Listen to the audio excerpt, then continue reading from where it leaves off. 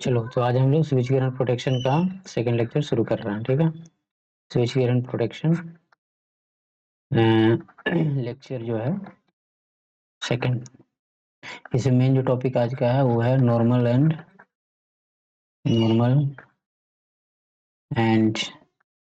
Abnormal condition. इसी को समझना है। ठीक है, कंडीशन। तो नॉर्मल एंड एबनॉर्मल कंडीशंस का बात करते हैं। फर्स्ट जो है वो है नॉर्मल कंडीशन। देखो, पावर सिस्टम प्रोटेक्शन में जितना भी डिवाइस है, प्रोटेक्टिव डिवाइस, वो डिसाइड करती है कि सिचुएशन नॉर्मल कब है और नॉर्मल कब है। उसको जब पता चलेगा ना कि नॉर्मल है या नॉर्मल, उसी के अनुसार उसको एक्ट करना होता है, मतलब कि ऑपरेट करना होता है। ठीक है, तो नॉर्मल कंडीशन क्या है, इसमें क्या लिखेंगे? It is the situation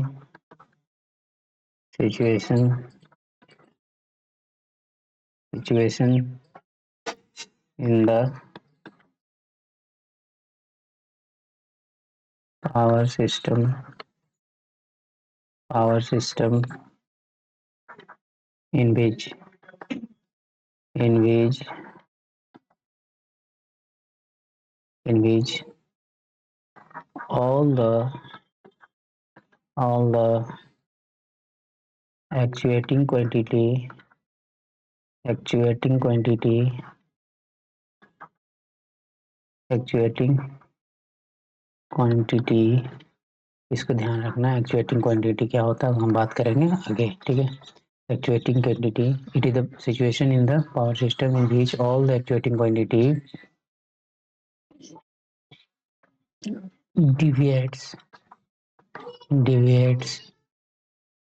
within the permissible limit।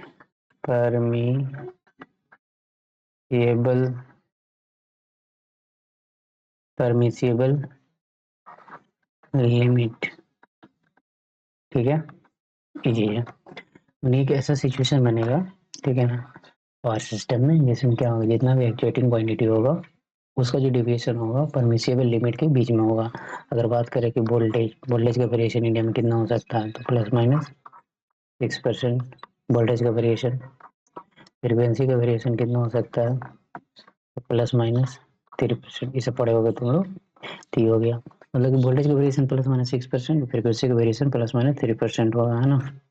तो ये चीज हो गया, वोल्टेज हो गया, फ्रीक्वेंसी हो गया, ये सब एक्चुएटिंग क्वांटिटी में आएगा।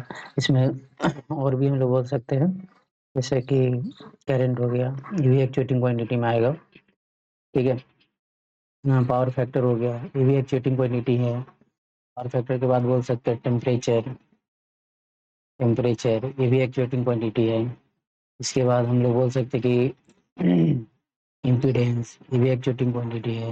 ये सब एक्चुएटिंग क्वांटिटी का एग्जांपल है, ये सब एक्चुएटिंग क्वांटिटी ही होता है। ठीक है, तो पावर सिस्टम में अगर ऐसा सिचुएशन बन जाए जिसमें जितना भी एक्चुएटिंग क्वांटिटी है उसका अगर डिविएशन जो है परमिसिबल लिमिट के बीच में है, तो उसको बोलते हैं normal condition. And it is the situation in the power system in which all the actuating quantity deviates within the permissible limit. ठीक है ना।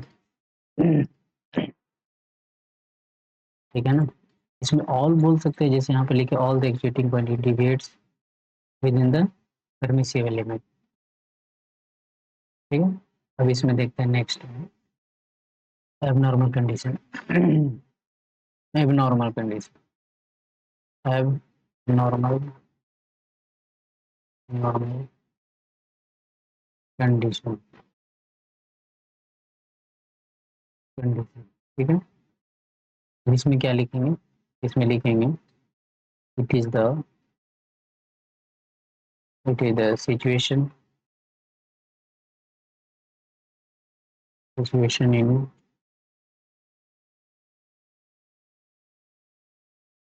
Power system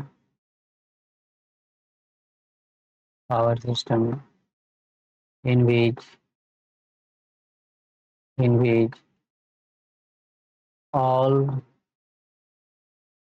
the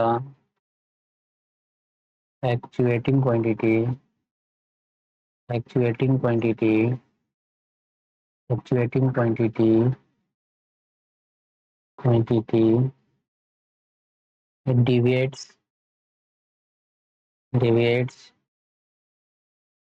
beyond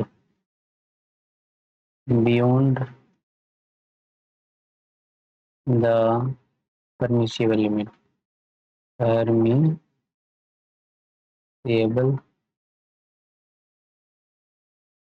limit अगर परमिसिबल लिमिट से बाहर उसका डिविएशन होता है तो वो एबनॉर्मल कंडीशन होता है, ठीक है ना।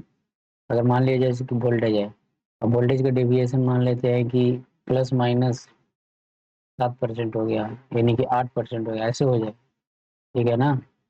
तो ये सब क्या हो गया, तुम्हारा एबनॉर्मल कंडीशन हो गया। वोल्टेज का वेरिएशन इस रेंज में नहीं होना चाहिए ना, ये हो जाएगा। फ्रिक्वेंसी अगर मान लीजिए प्लस माइनस 3 से ज़्यादा हो गया, 5% हो गया, ये भी एबनॉर्मल कंडीशन हो जाएगा। यानी कि वेरिएशन जितना भी एक्यूटिंग क्वांटिटी है उसका वेरिएशन जो परमिसिबल लिमिट है उसी के अंदर हो, उस लिमिट से बाहर नहीं होना चाहिए, ना तो ज़्यादा हो ना तो उससे कम ज़्यादा हो जाए, ठीक है ना। अगर उससे ज़्यादा हो गया तो उसको बोल देंगे एबनॉर्मल कंडीशन, अगर विद इन द लिमिट है तो सब नॉर्मल कंडीशन में आता है, ठीक है ना।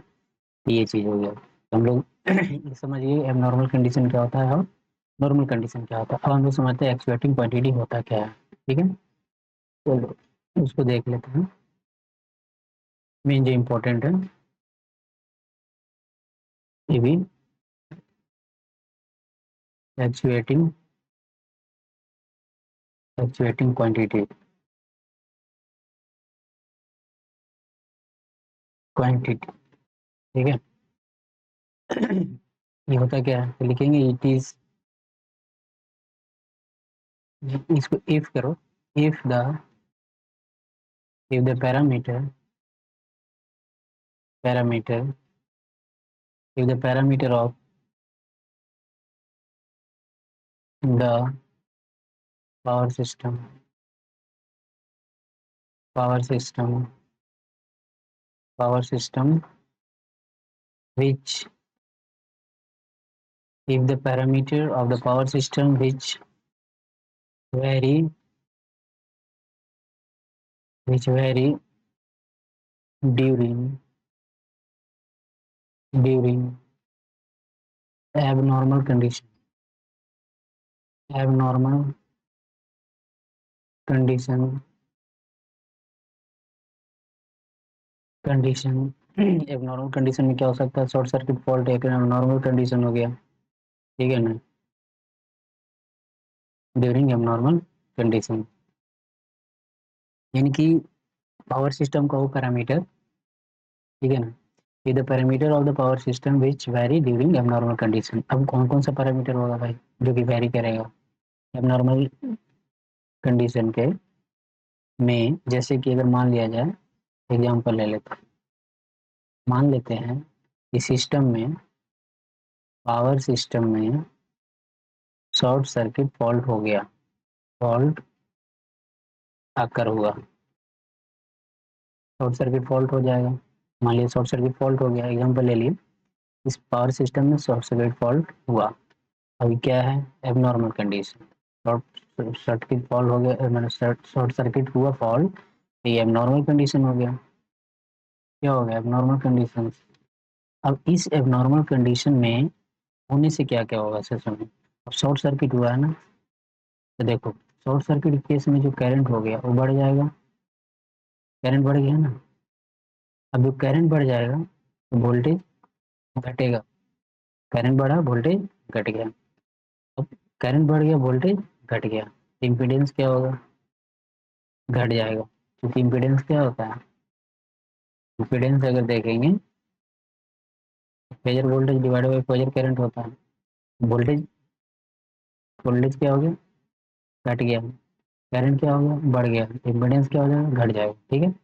इम्पीडेंस घट गया तो पावर फैक्टर क्या होगा, पावर फैक्टर भी घट जाएगा, ठीक है ना।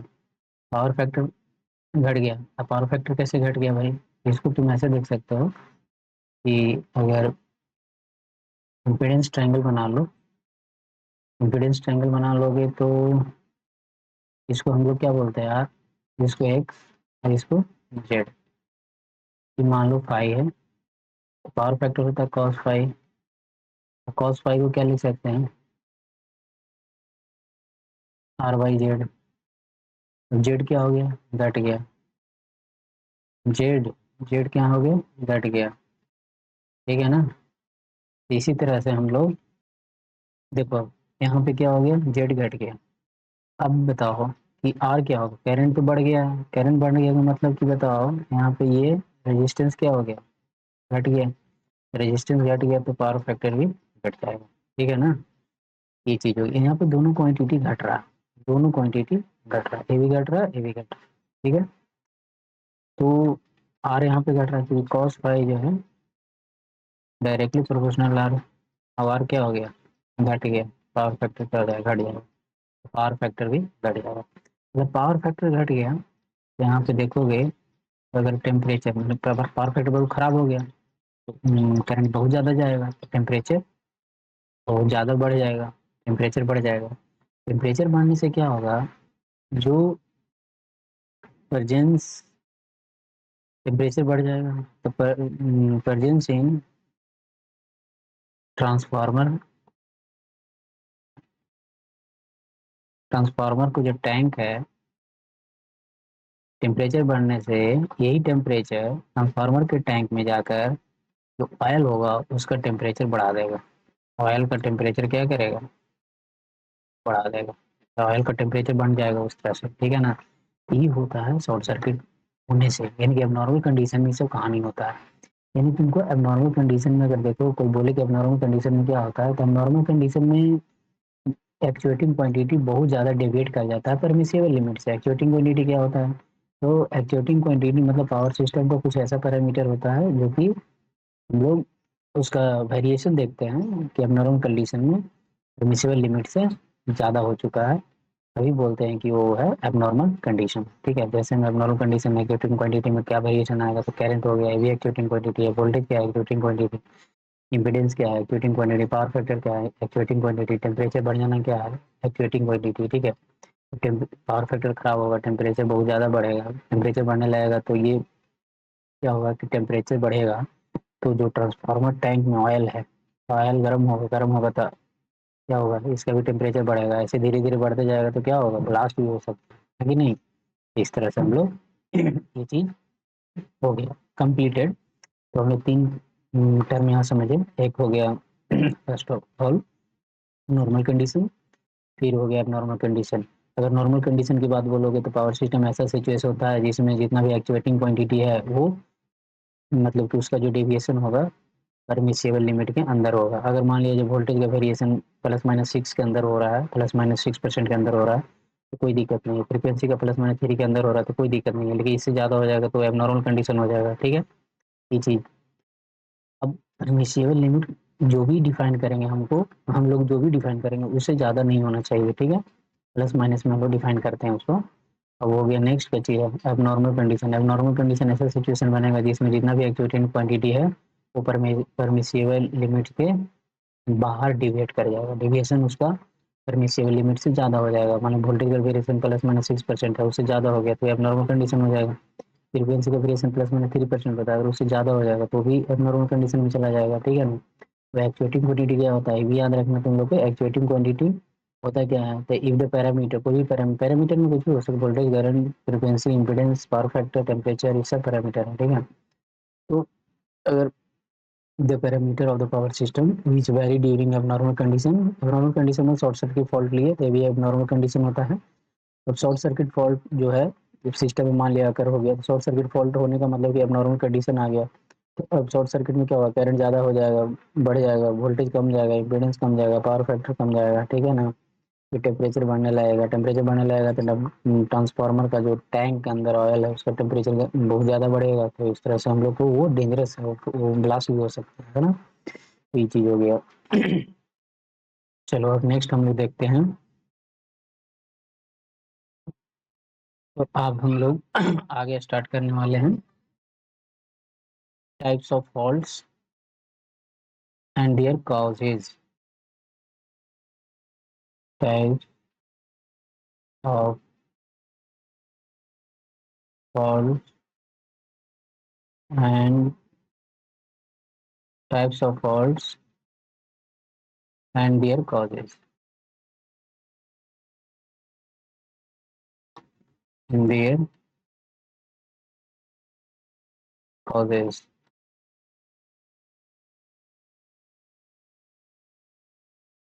चलिए, तो पहले हम देखेंगे कि टाइप्स ऑफ फॉल्ट्स होता क्या है, कितने टाइप, कैसे किस तरह से हम फॉल्ट्स को डिवाइड करेंगे, क्लासिफिकेशन करेंगे। उसके बाद उसको देख लेंगे कैसे किस कौन सा रीजन से फॉल्ट सिस्टम में होता है, ठीक है ना। तो या तो पहले हम लोग देख लेते हैं कि फॉल्ट्स के कारण होने का कारण क्या है, ठीक है ना, बेटर होगा। चलिए, तो पहले हम बता रखे हैं कि फॉल्ट्स होता क्या है, ठीक है। फॉल्ट्स फॉल्ट्स मीन्स डिफेक्ट्स, यानी कि any defects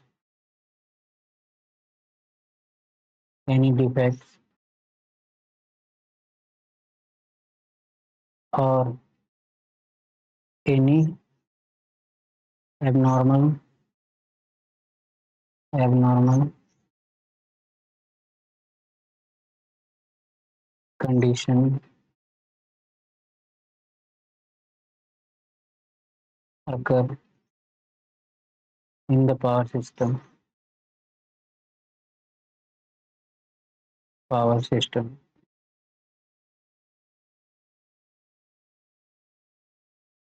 is called fault,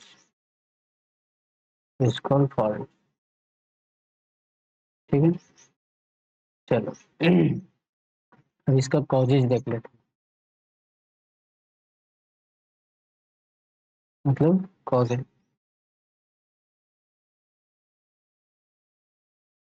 causes of faults.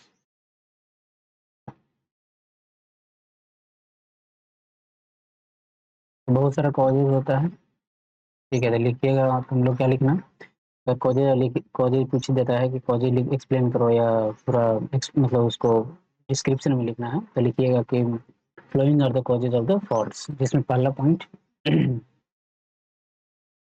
First में, faults faults are caused are caused are caused by insulation insulation failure failure or by conducting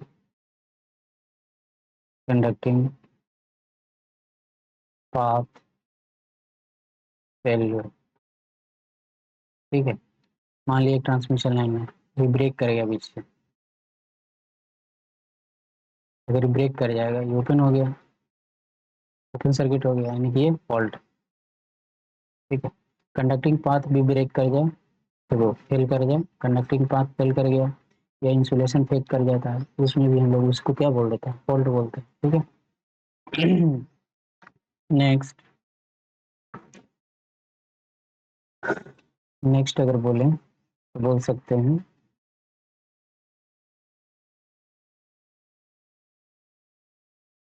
most, लिख सकते हैं कि of the faults most of the faults on transmission transmission transmission and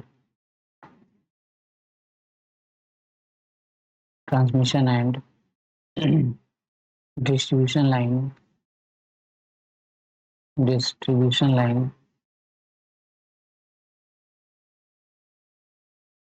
distribution line lines are are caused are caused by over voltage over voltage over voltage due to lightning lightning lightning के चलते transmission and distribution line पे voltage बढ़ जाता है, over voltage हो जाता है। और switching surge switching surge switching surge क्या होता है कि जब प्रोटेक्टिव डिवाइस ओपन होता है फिर क्लोज होता है तो उस टाइम मतलब कि एक सर्ज पैदा होता है, यानी कम समय में ज़्यादा वोल्टेज पैदा हो जाना। वो भी एक मतलब इस तरह से भी क्या होता है कि ट्रांसमिशन लाइन और डिस्ट्रीब्यूशन लाइन में वोल्टेज ज़्यादा होगा। ठीक है।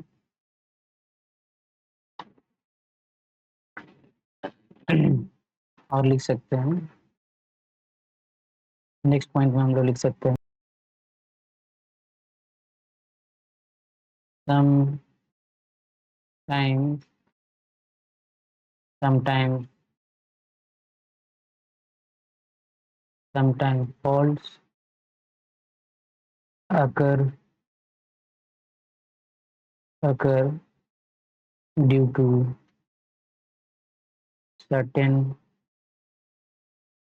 Due to certain certain foreign due to certain sometimes faults occur due to certain foreign particles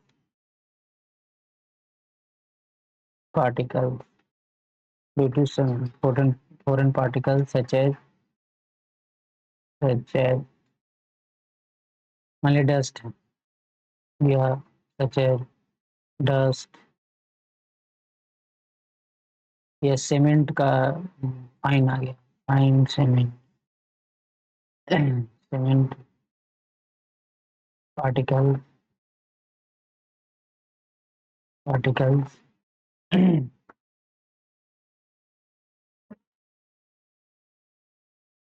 और जैसे suit in industrial area industrial area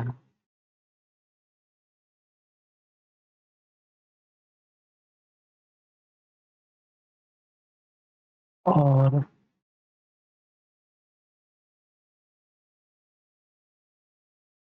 इसको हटा सकते हैं, कोई दिक्कत नहीं है। ठीक है।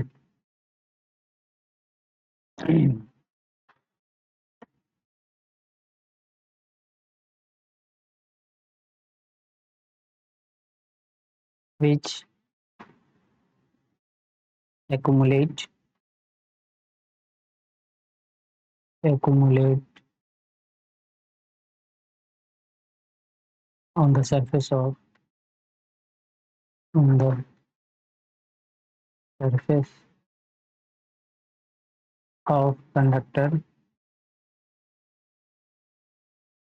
conductor which decreases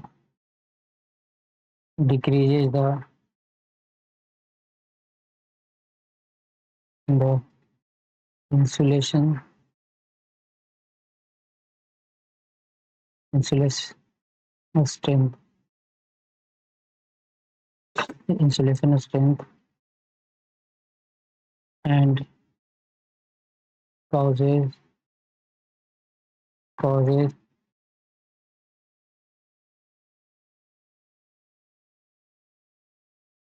faults। ठीक है।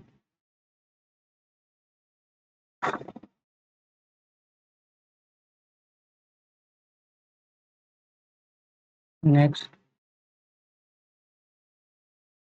बर्ड्स, चिड़िया जो होती है उसके चलते भी होता है। बर्ड्स आल्सो वर्ड्स वर्ड जो होती है word word also may cause fault may cause fault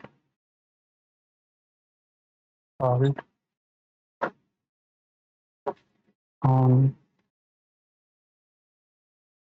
overhead line, overhead line, overhead line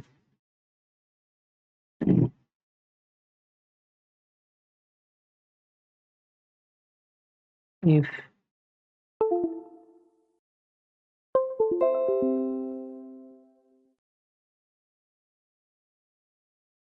यहाँ लिख सकते हैं अभी if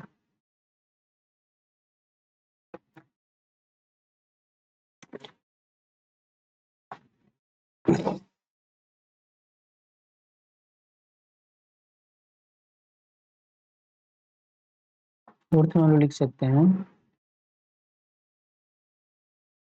words also may call faults, ठीक है। चिड़िया कैसे फॉल्ट करती है भाई, तो देख लेते हैं थोड़ा सा, ठीक है। If their bodies their bodies touches, if their body touches one of the one of the phase phase one of the phase and the ground and the earth and the earth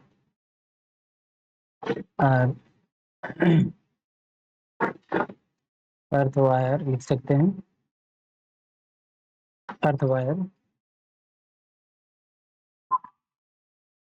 ठीक है। Next लिख सकते हैं if other causes of faults on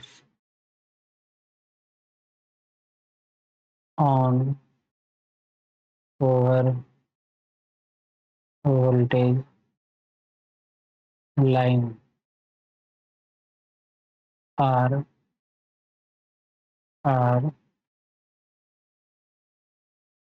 लिख सकते हैं direct lightning, direct lightning, direct lightning मतलब मान लो ओवरहेड लाइन पे बिजली गिर जाती है, उसमें भी ओवर मतलब कि होता क्या है कि वोल्टेज बढ़ जाता है, उससे फॉल्ट हो गया, उधर ज़्यादा वोल्टेज बढ़ने से फॉल्ट हो गया। और फिर डायरेक्ट लाइटनिंग स्ट्रोक्स लिख सकते हो, stroke aircraft aircraft aircraft snacks, snacks से भी होता है, आइस बर्फ गिरने से भी होता है, and snow loading, snow loading, ठीक है। एबनॉर्मल लोडिंग या स्टॉर्म भी लिखो, स्टॉर्म, अर्थक्वेक, अर्थक्वेक एक्सेट्रा सबसे फॉल्ट होता है, ठीक है। ये चीज हो गया मेरा मेन कॉजेज ऑफ फॉल्ट्स। चलो चलो वन बाई वन फिर हम लोग एक्सप्लेन कर लेते हैं, ठीक है। चलो देखो, पहला जो पॉइंट लिखा है उसमें क्या है, देखिए हमने बता रहा है यहाँ पे कि क्या बता रहा हूँ कि टाइप्स ऑफ फॉल्ट्स क्या है, फिर देयर कॉजेज क्या है। यहाँ पढ़ना है कि टाइप्स ऑफ फॉल्ट, लेकिन टाइप्स ऑफ फॉल्ट्स अभी नहीं बता रहे हैं, अभी हम देख रहे हैं कॉजेज। देखो कि फॉल्ट्स होता है क्या होता है, कोई भी डिफेक्ट्स या कोई भी एबनॉर्मल कंडीशन जो भी पावर सिस्टम में अकर होगा उसी को हम लोग फॉल्ट बोलते हैं। फॉल्ट होने का कारण क्या है, तो पहला कारण यही है कि इंसुलेशन फेल कर जाए। अगर कोई भी सिस्टम है, मशीन है या कोई भी मतलब डिवाइसेस ऑपरेट कर रहा है तो इंसुलेशन तो होता ही है। अगर वो इंसुलेशन फेल कर जाएगा तो भी वो शॉर्ट मतलब कि फॉल्ट कहलाएगा। या तो कोई कंडक्टिंग पाथ है जैसे ट्रांसमिशन लाइन है, तो ट्रांसमिशन लाइन अगर ब्रेक कर जाए तो भी क्या हो गया, फॉल्ट्स हो गया, ठीक है। तो मोस्ट ऑफ सेकंड पॉइंट में बताया है कि मोस्ट ऑफ द फॉल्ट जो होता है वो ट्रांसमिशन और डिस्ट्रीब्यूशन लाइन्स में जो भी होता है, ज़्यादातर फॉल्ट ट्रांसमिशन लाइन और डिस्ट्रीब्यूशन लाइन में जो फॉल्ट होता है उसका कारण क्या होता है, ओवर कारण होता है, ओवर वोल्टेज। ओवर वोल्टेज होता कैसे है, पहला लाइटनिंग, लाइटनिंग होना बिजली गिर जाना या स्विचिंग सर्ज होना, जैसे सर्किट ब्रेकर ओपन होगा, ठीक है, क्लोज होगा, जितना भी आइसोलेटर क्लोज होगा, ओपन होगा, इससे जो स्विचिंग सर्ज होता है ना, इससे चलते क्या होता है, वोल्टेज बढ़ जाता है, ठीक है। इसको भी हम लोग बोलते हैं कि मतलब वो सब फॉल्ट्स के अंडर में भी आता है, ठीक है। कभी-कभी इतना हो जाता है कि मतलब कि मैं स्विचिंग सर्ज के चलते बहुत ज़्यादा कम समय में बहुत ज़्यादा वोल्टेज बढ़ जाता है, तो वो फॉल्ट्स की कैटेगरी में आ जाएगा, ठीक है। नेक्स्ट है sometimes faults occur due to the certain foreign particle. कभी-कभी फॉल्ट जो होता है कुछ फॉरेन पार्टिकल के चलते होता है, जैसे कि डस्ट हो गया, डस्ट अगर मान लिया सिस्टम में आ गया ज़्यादा, फाइन सीमेंट पार्टिकल आ गया, या सूट होता है इंडस्ट्री जो ऑपरेट होता है तो उसमें से बहुत सारा सूट मतलब कि जो मतलब कि ईंधन जलता है तो वहाँ से मतलब धुआं डस्ट निकलता है, वो जो सिस्टम में ट्रांसमिशन लाइन डिस्ट्रीब्यूशन लाइन है मतलब ऐसा कंडक्टिंग मैंने इंसुलेशन पार्ट पे आ गया, अगर वो गिर गया तो उससे क्या होता है कि जो इंसुलेशन होता है उसका मतलब स्ट्रेंथ डाइलेक्ट्रिक स्ट्रेंथ बहुत कमज़ोर कर देता है। वो कमज़ोर कर देगा तो क्या हो जाएगा कि वो फेल कर जाएगा, नो वो उसका डाइलेक्ट्रिक स्ट्रेंथ टूट जाएगा तो क्या हो जाएगा, कंडक्टर बन जाएगा। इस तरह से ऐसा होता है, ठीक है। नहीं सर, जब एक्यूमुलेट कर जाता है जाके सरफेस पे कंडक्टर पे, इससे क्या होता है कि इंसुलेशन स्ट्रेंथ घट जाता है तो फॉल्ट हो जाएगा। कभी-कभी क्या होता है चिड़िया बर्ड्स भी रिस्पॉन्सिबल होती है, इसके चलते भी फॉल्ट होगा। अगर मान लिया ट्रांसमिशन लाइन है, एक पैर ट्रांसमिशन लाइन पे है, दूसरा अगर ग्राउंड पे है आ गया अर्थ मतलब कि जो ग्राउंड वाला वायर है उस पे आ गया अर्थ वाला वायर पे, इस केस में क्या हो जाएगा, उसमें भी क्या हो जाएगा, फॉल्ट होगा। तो ये चीज़ यहाँ लिखे हैं, if their bodies touches one of the phases, एक फेज में हो कोई भी तीनों फेज में से किसी एक फेज में एक पैर और दूसरा अर्थ वायर में हो तो क्या हो जाएगा, फॉल्स। अब अदर कुछ और कॉजेज होता है फॉल्स का, उसमें क्या होगा, ओवर वोल्टेज लाइन में हो जाना। अभी कैसे होगा, या तो डायरेक्ट लाइटनिंग स्ट्रोक से बिजली गिर जाना, एयरक्राफ्ट मतलब जैसे हवाई जहाज टच कर गया, स्नेक सांप गिर गया, बर्फ गिर गया बहुत ज़्यादा, स्नो लोडिंग हो गया, स्नो मतलब कि बर्फ बहुत गिर गया तो वहाँ जमा हो जाता है ट्रांसमिशन लाइन पे, तो इससे क्या होगा कि इसका मतलब कि ये इंसुलेशन या मतलब ये मतलब एक तरह से ओवर वोल्टेज हो जाता है, वोल्टेज बढ़ जाता है आइसोलेशन, ठीक है ना। स्टॉर्म आ जाना या अर्थक्वेक आना, इससे भी क्या होता है, फॉल्ट्स क्रिएट हो जाता है। ये सब मेन पॉइंट था जो कि कॉजेज ऑफ फॉल्ट्स था। इसमें हम लोग कितने आज जो पढ़े उसमें 3 से 4 पॉइंट देखे हैं। पहला देखें कि नॉर्मल कंडीशन क्या होता है, नॉर्मल कंडीशन क्या होता है, एक्सपेक्टिंग क्वांटिटी क्या होता है, ठीक है। फॉल्ट्स में एक्सपेक्टिंग क्वांटिटी कैसे चेंज होता है, तो यहाँ बताएं फॉल्ट्स में नॉर्मल कंडीशन में कैसे कैसे क्या होता है, ठीक है ना। शॉर्ट सर्किट ले लिए अभी हम तो, शॉर्ट सर्किट लगी तो करंट बढ़ेगा, फिर वोल्टेज घटेगा, इम्पीडेंस घटेगा, पावर फैक्टर बढ़ जाएगा, टेम्परेचर बढ़ जाएगा, पावर फैक्टर बढ़ेगा नहीं घटेगा, सॉरी, पावर फैक्टर क्या होगा, घटेगा। इस तरह से हम लोग यहाँ पे ध्यान रखना है। ये सब क्वेश्चन पूछा जाता है, ऑब्जेक्टिव में पूछा जा सकता है। तो इसी टाइप्स ऑफ फॉल्ट्स में एंड देयर कॉजेज में तो हम लोग कॉजेज आज देखे हैं, नेक्स्ट टाइम हम लोग देखेंगे टाइप्स ऑफ फॉल्ट्स, ठीक है। चलो फिर बाय।